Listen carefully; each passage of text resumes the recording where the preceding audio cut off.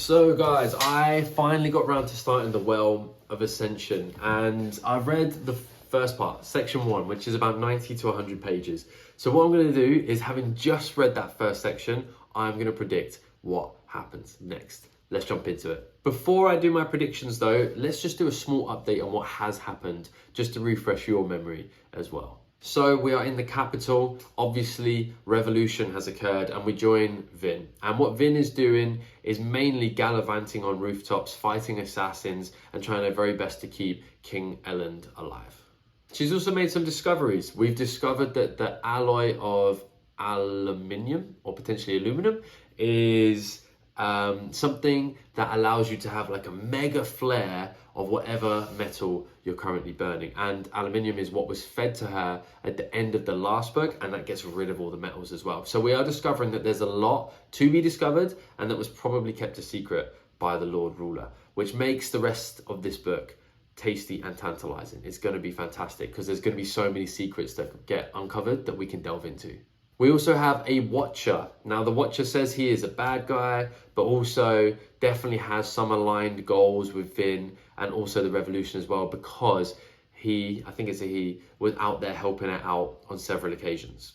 We have 2 armies that have now arrived to take the capital. We have no Atium in sight, and we also have the knowledge that a Kandra has now infiltrated Kelsier's gang.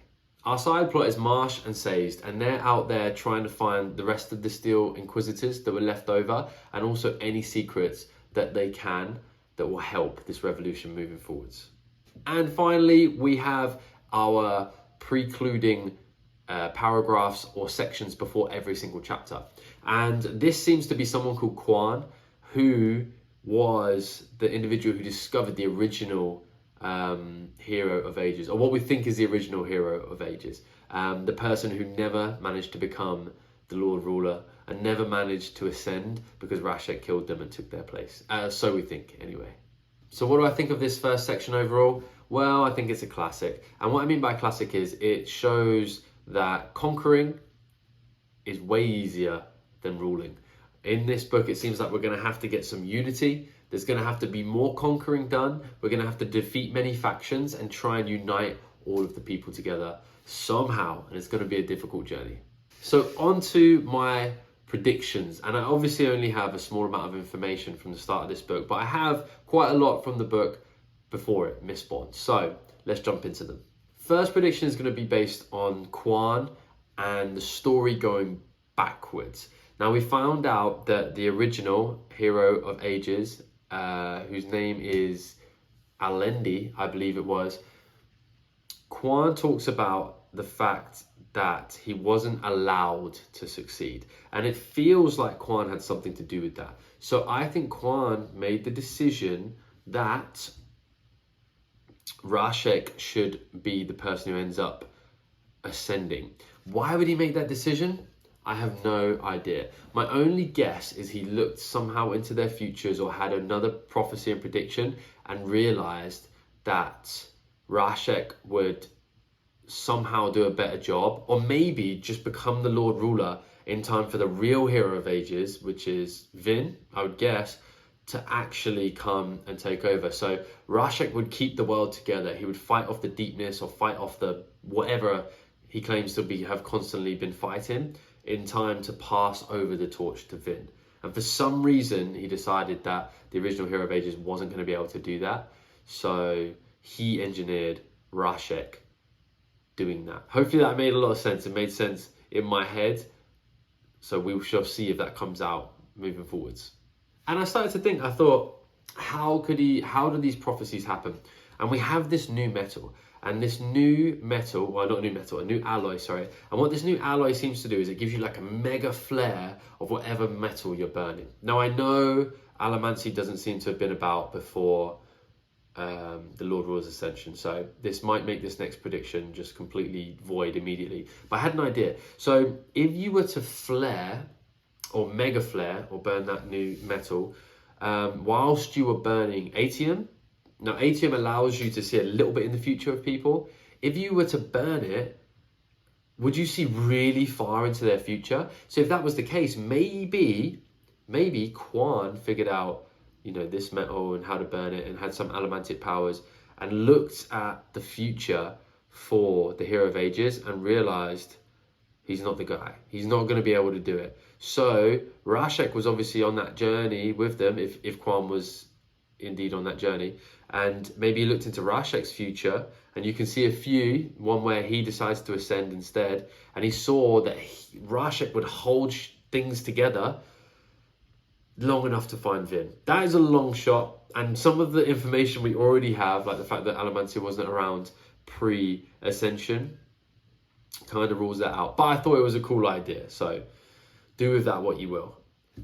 Another prediction is to do with the Kandra. Now, it's clear the Kandra are going to be front and center. We have the one that was left over by Kelsier for Vin, who was Lord Renault for a while. We also just found out that another Kandra has infiltrated the group. So why are they front and center? Well, here's my prediction. It all has to do with the contract. Now, the information we have is that the Kandra are something to do with Mist Wraiths, and Mist Wraiths are obviously to do with the Mist, and the Mist wasn't around before the Ascension. So it feels like the reason they stick an honor to these contracts, because they are beasts and beings that probably shouldn't be beholden to humans, right? They have abilities that far exceed what humans have, it would seem. So why are they beholden to them, to these contracts? I think they are grateful for being released from the Mists somehow. I think that will obviously come out later in this book, because the Kandra are clearly going to be a central theme to it. We get so much more in 90 pages on them here than we did in the previous book in its entirety. So something along those lines. I don't know exactly what it is, but something about the Kandra being beholden to the Allomancers and those who released them is important. So I know that's not the best prediction in the world. I just can't actually figure out what the answer is, but it's something along those lines. My next prediction is with Marsh and Sazed, and what I'm hoping is going to happen is I hope that Vin and her Kandra, I think it is like Orosur, maybe I'll just call him the Kandra. It's a difficult name, I haven't tried to pronounce it. But anyway, in dog form, which was quite cool, I think Vin and the Kandra will link up with Sazed and also link up with Marsh. And what these will do is go around discovering previous secrets from the Lord Ruler. Maybe we'll get some secrets from someone who is under the Lord Ruler's rule, maybe Steel Inquisitors previously, or government buildings, or records, or secret people who were kept undercover. I don't know, but we're gonna get some secrets for sure. And those four will end up at the Well of Ascension. It seems obvious that that's going to have to happen, right? It's the title. It's all leading to that. We need to go back there, and the right person needs to ascend, which is looking like it's going to be Vin, because it wasn't the right person previously. So I don't think Marsh makes it out of this book, and I feel bad making another negative prediction on Marsh, because I was so wrong about him last time. He ended up being the absolute MVP of the book. I don't think they would have succeeded without what he did. Same for Kelsier as well, obviously, and same for Vin, but he was like the underdog MVP. But anyway, I don't think he makes it out of this book. He's already becoming super weird and strange as a Steel Inquisitor. I also don't think that the Kandra survives throughout, but we also are going to learn a lot more about how Inquisitors are made and what the deal is with the Kandra as well during their deaths and during that process. So what of the Watcher? Now, my initial first thought was that the Watcher was Reem, and I know Reem is presumed dead.